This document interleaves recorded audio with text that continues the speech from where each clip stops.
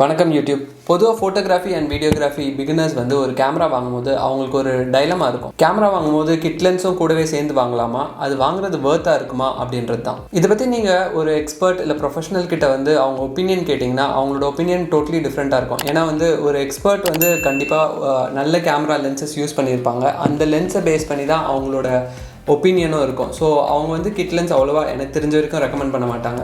So அவங்க invest பண்ணி நீங்கள் ஒரு நல்ல லென்ஸ் வாங்குங்க அப்படின்னு தான் சொல்லுவாங்க. ஆனால் இந்த மாதிரி ஒரு ஃபோட்டோகிராஃபி ஹாபிஸ்ட் கிட்ட கேட்டிங்கன்னா கண்டிப்பாக கிட் லென்ஸ் வாங்குங்கன்னு தான் சொல்லுவேன்.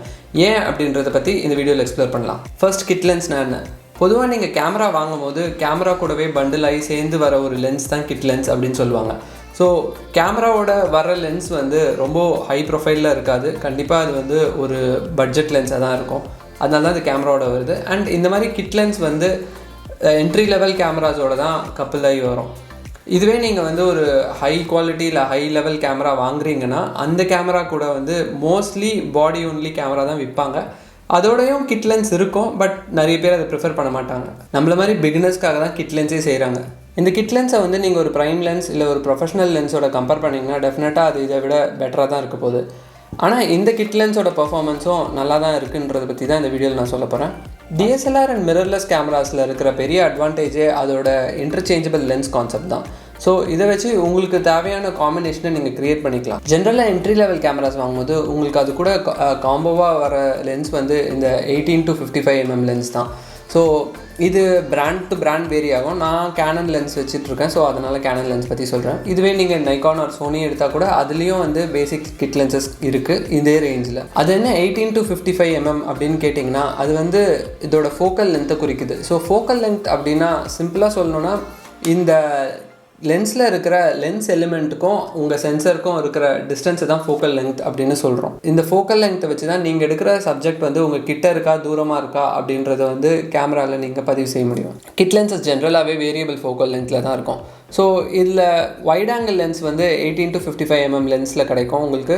அண்ட் டெலிஃபோட்டோ கிட் லென்ஸ் வந்து 55 to 250 mm ரேஞ்சில் கிடைக்கும். இந்த ரெண்டு கிட் லென்ஸும் காம்போவாகவும் நீங்கள் கேமரா வாங்கும்போது கிடைக்கும். அப்புறம் 18 to 135 அப்படின்ற ஃபோக்கல் லென்த் ரேஞ்சிலையும் கிட் லென்ஸ் உங்களுக்கு கிடைக்கும். இது வந்து நீங்கள் கொஞ்சம் ஹையர் லெவல் கேமராஸ் வாங்கும்போது பண்டில் ஆகி வர கிட் லென்ஸ். இந்த கிட் லென்ஸில் வந்து நீங்கள் ஃபோக்கல் லென்த் வேரி பண்ணும்போது உங்களோட ஆப்ரேச்சரும் வேரி ஆகும். ஸோ இது வேரி ஆகிறதுனால அந்த இம்பேக்ட் வந்து உங்களோட இமேஜ்லேயும் தெரியும். நீங்கள் ஒரு பிகினராக இருக்கும்போது ஃபோட்டோகிராஃபி ஆர் வீடியோகிராஃபி ஒரு ஹாபியை எக்ஸ்ப்ளோர் பண்ணும்போது கிட் லென்ஸ் ரொம்பவே முக்கியம். ஏன்னா இதை வச்சு நீங்கள் எந்த டைப் ஆஃப் ஃபோட்டோகிராஃபி உங்களுக்கு செட் ஆகும் அப்படின்றத முடிவு பண்ண முடியும். வெறும் ஒரு பேசிக் லென்ஸை வச்சு இருந்தீங்கன்னா நீங்கள் ஈஸியாக போர் ஆகிறதுக்கு சான்சஸ் இருக்குது. ஆனால் ரெண்டு டைப் ஆஃப் கிட் லென்ஸ் இருக்கும்போது உங்களுக்கு உங்கள் சப்ஜெக்டை வந்து வேறு நிறைய பெர்ஸ்பெக்டிவில் வந்து ஃபோட்டோகிராஃப் பண்ணுறதுக்கான ஆப்ஷன்ஸ் கிடைக்கும். இது உங்களுக்கு நிறைய ஸ்டைல்ஸை வந்து எக்ஸ்ப்ளோர் பண்ணுறதுக்கான சான்சஸ் கொடுக்கும். இதில் இருக்கிற ஃபீச்சர்ஸ் எல்லாமே ரொம்ப சிம்பிளாக தான் இருக்கும். ஸோ இப்போது மெயினான ஃபீச்சர்ஸ் வந்து இமேஜ் ஸ்டெபிலைசேஷன் அப்புறம் ஆட்டோ ஃபோக்கஸ். ஸோ இந்த லென்ஸில் வந்து இமேஜ் ஸ்டெபிலைசேஷனுக்கு வந்து ஒரு ஸ்விட்ச் கொடுத்துருப்பாங்க. அது வந்து டிஃபால்ட்டாக நீங்கள் ஸ்டெபிலைஸ்டு இமேஜில் வச்சிட்டிங்கன்னா பெட்டர். ஏன்னா நீங்கள் பொதுவாக கேமராவில் வந்து ஃபோட்டோ எடுக்கும்போது அந்த வெயிட்னால உங்களுக்கு நிறைய ஷேக்ஸ் வர சான்சஸ் இருக்குது. அந்த ஷேக் வந்து உங்கள் இமேஜோட பிளரினஸ் வந்து இன்க்ரீஸ் பண்ணிவிடும். ஸோ உங்களுக்கு ஷார்ப்பான இமேஜ் வேணும் அப்படின்னு நினச்சிங்கன்னா இந்த இமேஜ் ஸ்டெபிலைசேஷனை ஆன் பண்ணிட்டு பண்ணுறது தான் பெட்டர்.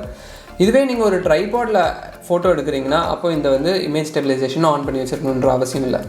அப்புறம் வந்து auto focus and manual focus. இந்த ஆப்ஷன் வந்து நீங்கள் ஆட்டோ ஃபோக்கஸில் வச்சு எடுத்திங்கன்னா உங்கள் கேமராவே உங்களோட ஃபோக்கஸ் வேலையை பார்த்துக்கும். ஸோ நீங்கள் கேமராவில் இருக்கிற ஃபோக்கஸிங் பாயிண்ட்ஸை வச்சு நீங்கள் உங்களோட சப்ஜெக்டை ஃபோக்கஸ் பண்ணிக்க முடியும். ஆனால் நீங்கள் மேனுவல் ஃபோக்கஸில் ட்ரை பண்ணணுன்னா இதை மேனுவல் ஃபோக்கஸ் மோடில் வச்சுட்டு நீங்கள் இந்த மேனுவல் ஃபோக்கஸ் ரிங்கை வந்து அட்ஜஸ்ட் பண்ணும்போது உங்களுக்கு வந்து அந்த ஃபோக்கஸோட ஃபுல் கண்ட்ரோலும் உங்கள் கையில் இருக்கும்.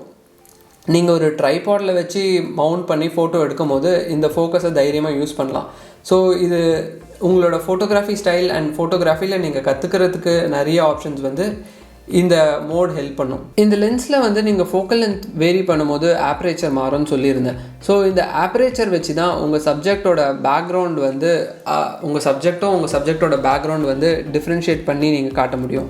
நீங்கள் ஒரு லோவர் ஆப்ரேச்சர் வச்சு ஃபோட்டோ எடுக்கும்போது உங்கள் சப்ஜெக்ட் பின்னாடி இருக்கிற பேக்ரவுண்ட் வந்து ஒரு பிளர் எஃபெக்டோடு இருக்கும். அதை போக்கேன்னு சொல்லுவாங்க.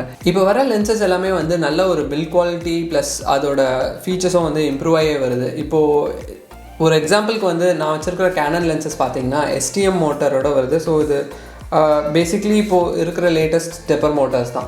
ஸோ இந்த மோட்டார்ஸ் வந்து ஃபோக்கஸ் பண்ணும்போது ரொம்ப சைலண்ட்டாக இருக்குது. அதாவது ஆட்டோ ஃபோக்கஸில் வந்து உங்களுக்கு அந்த மோட்டர் நாய்ஸ் கேட்காது. அண்ட் நீங்கள் இது வீடியோகிராஃபிக்கு வந்து ரொம்பவே ஹெல்ப்ஃபுல்லாக இருக்கும். ஸோ அந்த ட்ரன்னு மூவ் ஆகிற சவுண்டு வந்து இதில் நோட்டிசபிளாக இருக்காது அவ்வளோவா. சரி, கிட் லென்ஸை வச்சு எந்த சினாரியோஸில் நீங்கள் யூஸ் பண்ணலாம் அப்படின்னு கேட்டிங்கன்னா, ஒரு வைட் ஆங்கிள் லென்ஸ் வச்சு நீங்கள் வைட் ஆங்கிள் ஷாட்ஸ் எடுக்கலாம், அப்புறம் லேண்ட்ஸ்கேப் ஷாட்ஸ் எடுக்கலாம், அப்புறம் சில ஸ்பெசிஃபிக் போர்ட்ரேட் ஷாட்ஸ் எடுக்கலாம், அப்புறம் vlogs எடுக்கலாம், இல்லைனா இந்த மாதிரி ஹெட் ஷாட்ஸ் ஒரு டாக்கிங் ஹெட் வீடியோஸ் எடுக்கலாம். என்னோட ஒப்பீனியன் படி இந்த 18mm லென்ஸ் வச்சு ஹேண்டில் பண்ணும்போது டீசென்ட் ஆப்ரேச்சர் இருக்குது. ஸோ எல்லா ஜென்ரல் பர்பஸ் ஷாட்ஸ்க்கும் இது யூஸ் ஆகும். அடுத்து டெலிஃபோட்டோ கிட் லென்ஸ்.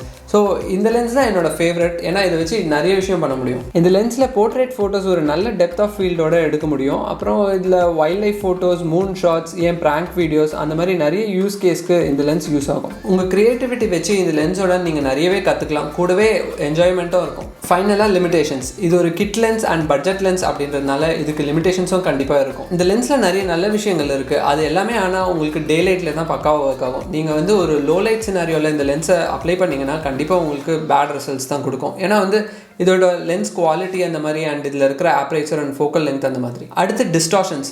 ஸோ இந்த லென்சஸை வந்து நீங்கள் வந்து ஒரு கேஷுவல் சினாரியோக்கு நல்லாவே யூஸ் பண்ணலாம்.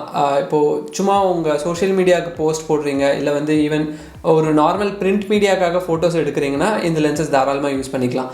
இதுவே நீங்கள் வந்து ஒரு ப்ரொஃபஷனல் லெவல் ஒரு ப்ளோ அப் ஷார்ட்ஸ் க்ரியேட் பண்ணோம் அந்த மாதிரின்ட்டு நீங்கள் போகும்போது சம்டைம்ஸ் இந்த லென்ஸ் உங்களுக்கு காலவாரி விடுறதுக்கு நிறைய சான்சஸ் இருக்குது. ஏன்னா இதில் டிஸ்டார்ஷன்ஸ் க்ரியேட் ஆகும். ஸோ அப்போ நீங்கள் ஒரு எடுத்துருக்கிற ஃபோட்டோவை நீங்கள் நல்லா ஜூம் பண்ணி பார்க்கும்போது அதில் நிறைய இமேஜ் ஆப்ரேஷன்ஸ் ஒரு டிஸ்டார்ஷன்ஸ் வந்து தெரியும். அடுத்து கிட் லென்ஸோட மேஜர் செட்பேக்கே இதுதான். இது வந்து வேரியபிள் ஆப்ரேச்சர்ன்றதுனால உங்களுக்கு வந்து அந்த லோ லெவல் ஆப்ரேச்சர் போகிறதுக்கு ரொம்ப கஷ்டம். ஸோ இப்போ நீங்கள் உங்கள் ஃபோக்கல் லென்த் இன்க்ரீஸ் பண்ணும்போது டெஃபினட்டாக ஆப்ரேச்சரும் ரொம்ப ஜாஸ்தியாக இன்க்ரீஸ் ஆகும். ஸோ ஆப்ரேச்சர் ரேஞ்சும் வந்து உங்களுக்கு 4லேருந்து 5.6 ஆர் 6.8 அந்த ரேஞ்சுக்கு உங்களுக்கு இன்க்ரீஸ் ஆகிடும். இந்த லிமிடேஷன்ஸ்லாம் இருந்தாலும் இந்த கிட் லென்ஸ் வந்து கண்டிப்பாக ஒரு பிகினரோட ஃபோட்டோகிராஃபி ஸ்கில்ஸை வந்து நல்லாவே வளர்க்கும். ஸோ நீங்கள் புதுசாக ஒரு கேமரா வாங்க போகும்போது டெஃபினட்டாக வந்து கிட் லென்ஸும் வாங்குறதுக்கான பாசிபிலிட்டி இருந்துச்சுன்னா பண்டிலாக சேர்த்து வாங்கிடுங்க. ஏன்னா அது உங்களோட இன்ட்ரெஸ்ட்டை டெவலப் பண்ணுறதுக்கான நல்ல ஒரு இன்வெஸ்ட்மெண்ட்டாக இருக்கும். ஃபோட்டோகிராஃபி புதுசாக ட்ரை பண்ணணும்னு நினைக்கிறவங்களுக்கு இந்த வீடியோ ஹெல்ப்ஃபுல்லாக இருக்கும்னு நினைக்கிறேன். தேங்க்யூ ஃபார் வாட்சிங். See you in the next one.